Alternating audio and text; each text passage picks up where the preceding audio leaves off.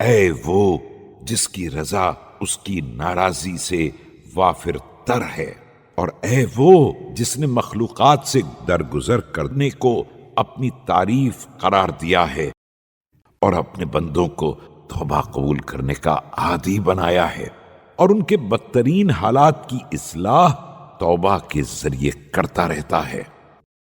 وہ ان کے قلیل اعمال پر راضی ہو گیا ہے اور ان کے اسی قلیل عمل پر کثیر جزا بھی دے دی ہے۔ اے وہ جس نے دعاؤں کے قبول کرنے کی ضمانت دی ہے اور بندوں سے تفضل کی بنا پر بہترین جزا کا وعدہ بھی کیا ہے، میں ان تمام گناہگاروں میں سب سے برا نہیں ہوں جنہیں تو نے بخش دیا ہے، اور جنہوں نے تجھ سے معذرت کی اور تو نے ان کی معذرت کو قبول کر لیا، ان سے زیادہ قابل سرزنش نہیں ہوں۔ اور ان تمام توبہ کرنے والوں سے بڑا ظالم بھی نہیں ہوں جن کی طرف تو نے مڑ کر دیکھا ہے۔ اب میں اس منزل میں اس شخص کی توبہ کر رہا ہوں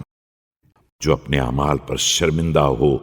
گناہوں کے ڈھیر سے خوف زدہ ہو، جن برائیوں میں پڑ گیا ہے ان سے واقعاً شرمندہ ہو، اور اسے اس بات کا علم ہو کہ تیرے لیے عظیم گناہوں کا معاف کر دینا بھی کوئی بڑا کام نہیں ہے، اور بڑی سے بڑی خطا سے درگزر کر دینا بھی کوئی دشوار امر نہیں ہے، اور کھلی ہوئی جنایتوں کا برداشت کر لینا بھی تجھے خستہ حال نہیں بنا سکتا ہے۔ اور تیری نگاہ میں محبوب ترین بندہ وہ ہے جو تیرے سامنے غرور و استکبار کو ترک کر دے اور گناہوں پر اصرار سے کنارہ کشی کرے اور استغفار کو لازم قرار دے لے۔ میں